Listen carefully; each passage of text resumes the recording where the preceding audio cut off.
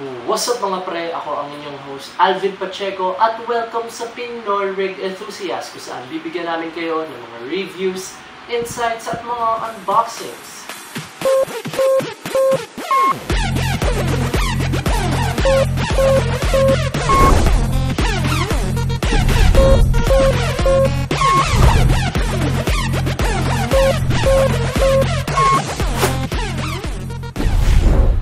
So, nagtataka kayo kung bakit ito ang background ko ngayon at hindi yung dati. Dahil yan kasi maulan yung labas, hindi ako makapag-shoot ng maayos, mababasa yung camera. So, ang re-reviewin natin ngayon ay ang GTX 960 100mm Edition. Maraming salamat kay Grant Soriano para sa pagpapahiram ng video card na ito. So, bakit nila tinawag ito na 100mm edition? Dahil ang MSI at Nvidia ay nakapagbenta na ng 100mm graphics card sa buong mundo. Kaya nila nirelease ang video card na to para i-celebrate ang milestone nila. Congrats MSI at Nvidia! Ang GTX 960 100mm edition ay may kasamang MSI Gaming Products Flyer, driver and utility CD, pero recommended ko i-download nyo na lang ang mga latest drivers sa website ng MSI. Manual, 6-pin to 8-pin cable adapter, DVI to VGA connector, Far Cry 4 mousepad at Far Cry 4 digital game copy, at ang mismong video card.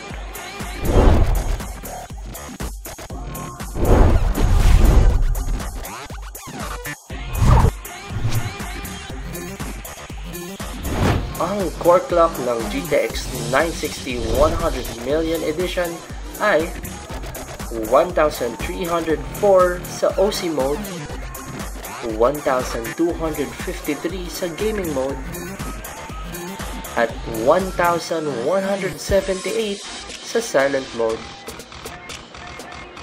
At ito pa ang mga ibang specs ng video card na ito. I-post nyo lang kung gusto nyo pa makita ng mas matagal.